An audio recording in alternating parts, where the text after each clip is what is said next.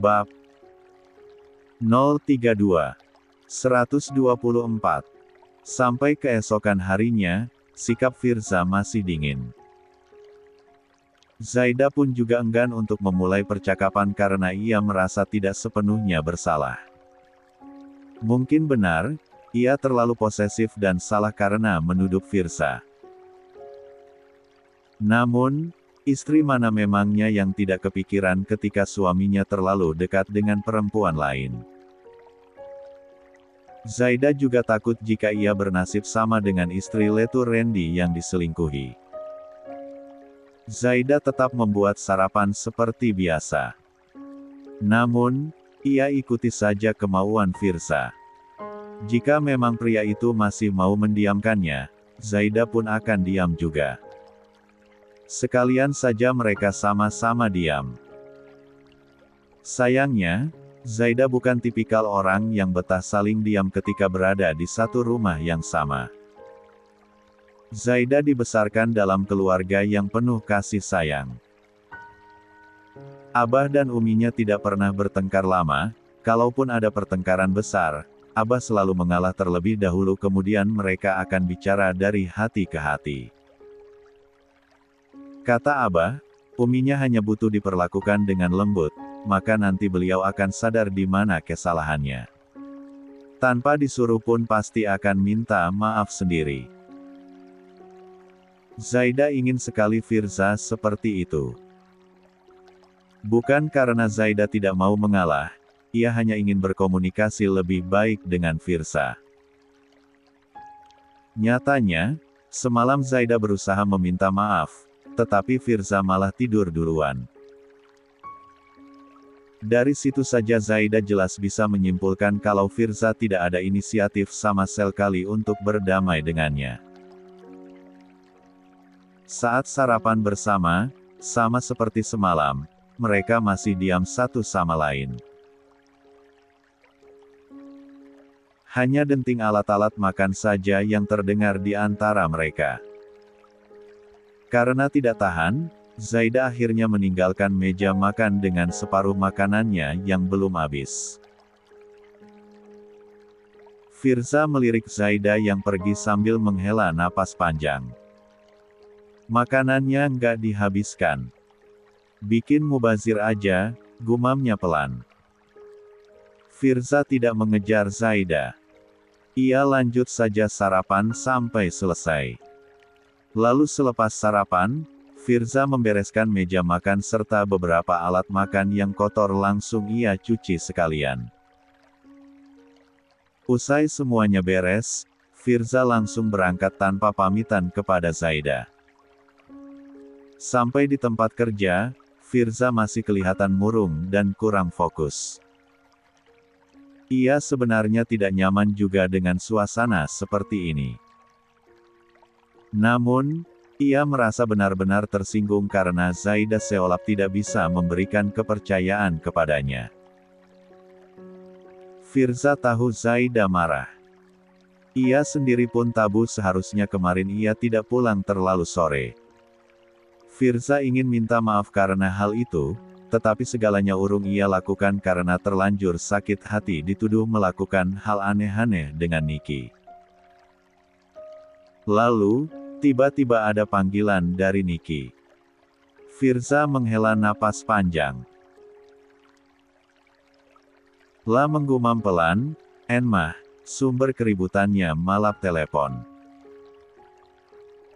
Firza hanya menggumam asal saja, sebab sebenarnya tidak benar juga jika menyalahkan Niki sebagai sumber masalah keributan Firza dengan Zaida. Dengan malas-malasan, Firza menerima telepon dari Niki. "Halo Nik, ada apa?" tanya Firza. "Hai abang. Bisa nggak nanti mampir ke sini?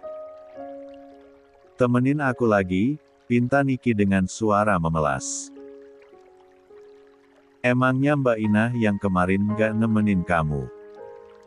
Niki menghela napas panjang. "Ya ada sih. Mbak Inah datang tiap hari tapi nggak ikut tinggal di rumah Bang." 125. Nicholas sama istrinya. Tugasnya Mbak Inah cuma bersih-bersih aja, abis itu pulang, kadang juga masak sih, tapi seringnya enggak. Soalnya Bang Nicholas lebih suka masakan istrinya. Jadi ya Mbak Inah nggak bisa dibilang nemenin aku juga, jelas Niki. Kayaknya abang nggak bisa Nick. Yah, kenapa bang? Bentar aja kok. Aku sendirian soalnya. Ya request aja ke Mbak Inah buat nemenin lebih lama Nick. Abang yakin gak masalah? Kalau Mbak Inah minta bayaran tambahan, kan kamu tinggal jelasin aja ke abang kamu kalau Mbak Inah bantu jagain kamu. Nggak bisa bang. Mbak Inah itu punya anak masih balita. Firza mengusap wajahnya. Ia menghela napas lelah. Hari ini suasana hatinya buruk. Masalah kemarin saja belum selesai, kalau ia kembali bertemu Niki, entah Zaida akan bersikap bagaimana lagi kepadanya. Minta tolong sama temenmu dulu apa nggak bisa, Nick? Kan kamu ada teman deket juga di kota ini. Abang soalnya lagi sibuk banget sama kerjaan. Yah, beneran enggak bisa ya bang? Please, sebentar aja nggak apa-apa kok, mohon Niki. Abang nggak bisa, Nick. Maaf ya. Niki akhirnya menyerah. Ia sudah memohon dan Firza tetap tidak bisa, sepertinya memang Firza sedang sibuk dengan pekerjaannya. Ya udah deh bang, kalau emang beneran nggak bisa. Nanti aku coba hubungi temen aku aja. Maaf ya bang udah ngerepotin, ucap Niki. Nada suaranya menyiratkan seolah ia sangat kecewa karena Firza tidak bisa datang. Firza menjawab singkat, iya. Lalu, panggilan mereka pun selesai. Saat jam makan siang, Firza ikut Mayor Ilham makan di luar. Ia sendiri juga tidak yakin untuk pulang makan siang dengan situasi seperti ini. Mereka makan di warung makan yang tidak jauh dari area batalion. Ketika menunggu makanan disiapkan, Firza tidak banyak bicara dan terkesan melamun saja. Mayor Ilham memperhatikan gerak-gerik tersebut. Lama-lama, pria itu penasaran juga. Kok tumben enggak makan di rumah, Kapten Firza? Tanya Mayor Ilham. Firza memaksakan senyum tipis. Enggak apa-apa, Pak. Lagi pengen makan siang di luar aja. Mayor Ilham mengernyit. Tapi sudah izin istri, kan? Nanti istrinya nungguin gimana? Firza menggeleng. Ia teringat perang dingin yang terjadi di antara dirinya dan Zaida sejak kemarin. Tadi saja saat sarapan Zaida langsung pergi tanpa menyelesaikan sarapannya. Mana mungkin siang ini dia menunggu Firza pulang makan siang. Emang harus ya Pak? Kan enggak setiap hari juga makan di luar. Mayor Ilham tertawa pelan. Waduh, Kapten. Pertanyaannya salah itu. Emang harus? Ya wajib dong. Ada-ada aja. 126. Mantan baru ini. Firza mengerjap. Ia tidak mengatakan apa-apa, mengisyaratkan kepada Mayor Ilham untuk meneruskan perkataannya. Memang terkadang kita sibuk banget sampai nggak sempat ngabarin istri Cap, tapi sebisa mungkin harus tetap dikabarin dong. Kasihan kalau dibiarkan gitu aja. Kita mungkin menganggapnya sepele. Halah, kan cuma keluar sebentar, tapi perempuan itu beda, Kapten. Hati mereka itu gampang terbawa perasaan, gampang khawatir. Kita santai-santai aja mikir nggak masalah meski nggak ngabarin, tapi istri kita di rumah udah gelisah dan kalang kabut.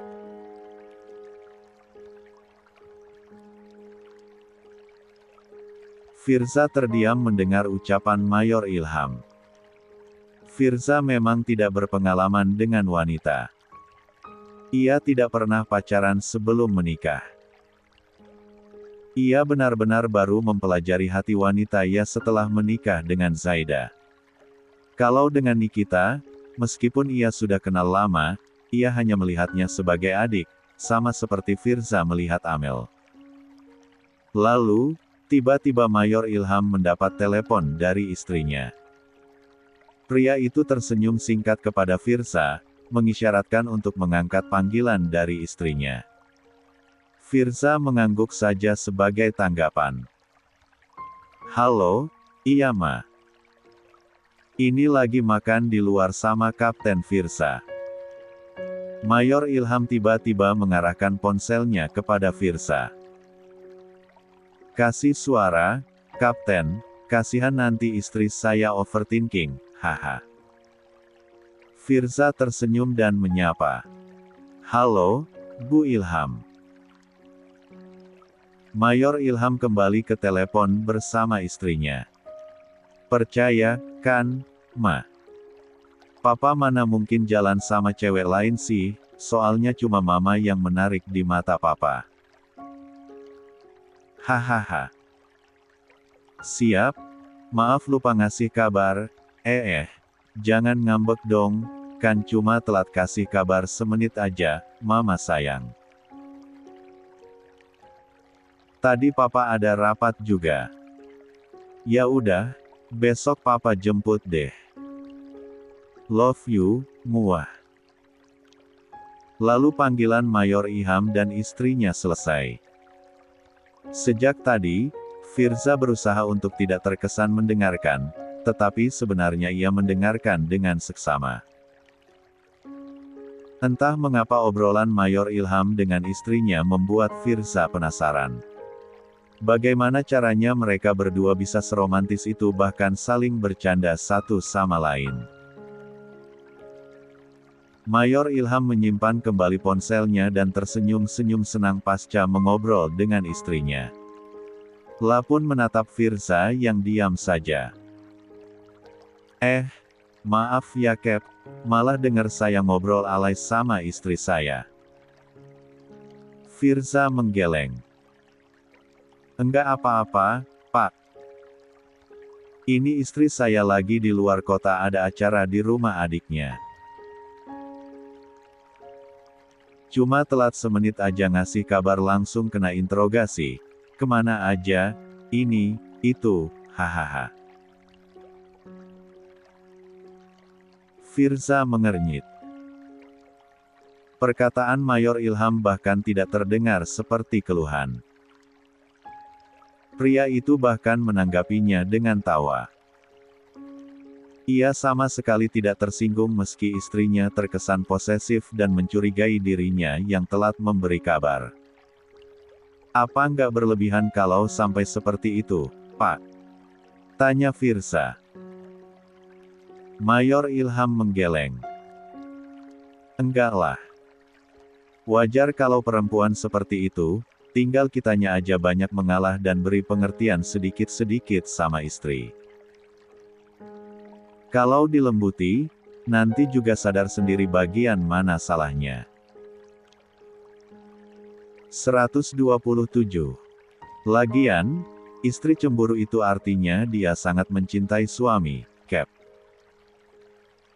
Dia nggak mau kehilangan kita, makanya dia takut dan terkesan posesif. Kapten keluarganya punya pesantren, kan ya? Pasti pernah dengar kalau perempuan itu diciptakan dari tulang rusuk yang paling bengkok. Kalau dipaksa lurus, nanti dia patah.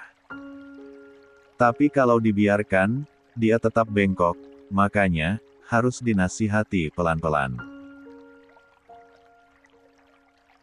Firza mendengarkan ucapan Mayor Ilham dengan seksama.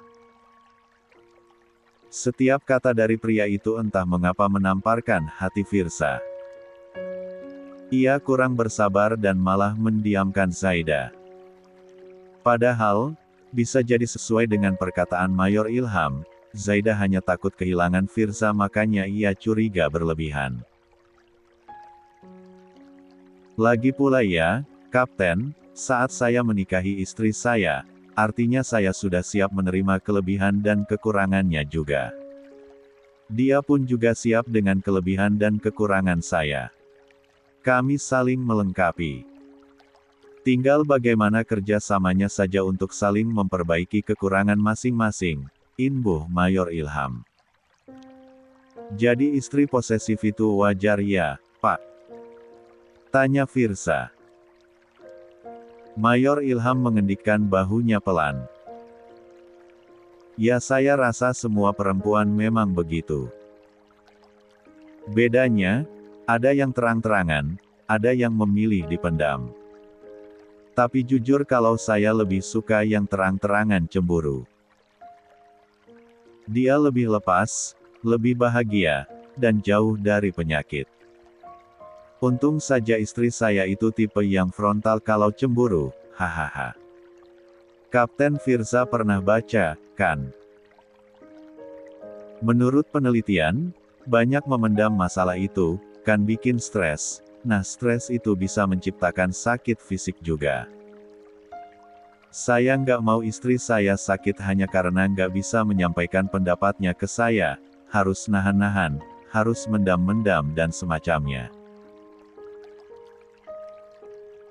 Makanya kalau istri saya ngomel, saya dengarkan saja dulu dia ngomong sampai selesai, baru nanti diajak bicara pelan-pelan, pasti luluh kok. Jangan balas marah. Hati perempuan itu lembut, gampang tergores.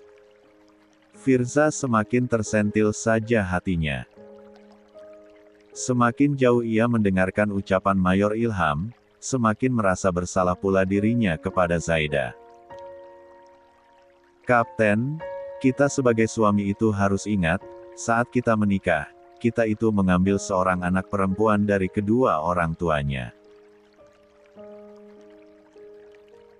Ya, masa saat dia sama kedua orang tuanya bahagia, bebas berpendapat, dicukupi segalanya, terus begitu menikah sama kita malah jadi tertekan, banyak beban pikiran, stres, sakit-sakitan, aduh, saya nggak mau begitu. Kalau kayak begitu, artinya kita gagal jadi suami dia. Apalah arti gelar suami itu kalau nggak bisa membahagiakan istri dan anak? Firza mengembuskan napas pelan. Ia seperti sedang diadili sekarang, ucapan Mayor Ilham benar-benar pas dengan apa yang sudah Firza lakukan kepada Zaida. Bahwa ia kurang bersabar, ia kurang bisa mengerti perasaan Zaida. Apa aku terlalu berlebihan ya sama Zaida? Pikir Firza dalam hati. Tak lama setelahnya, makanan pesanan mereka berdua pun dihidangkan. Wah, makanannya sudah siap nih, Cap. Oh iya, soal ucapan saya tadi, itu hanya berdasarkan pengalaman pribadi saja ya. Tapi kalau bisa berguna untuk Kapten, saya sangat bersyukur. Pokoknya sih kuncinya harus banyak sabar dan usahakan jangan pernah sekali saja membentak istri. Dek.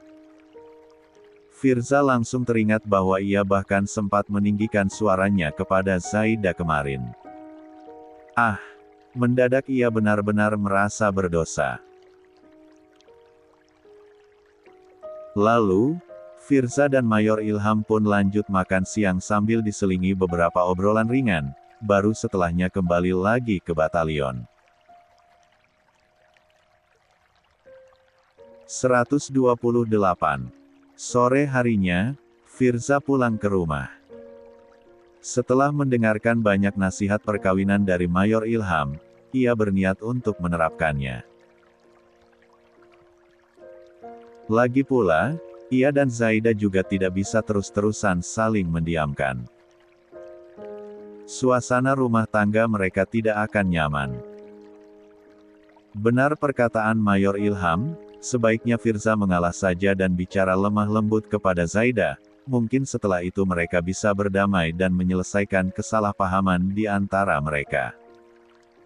Ketika Firza sampai rumah, ia mengucapkan salam, "Assalamualaikum."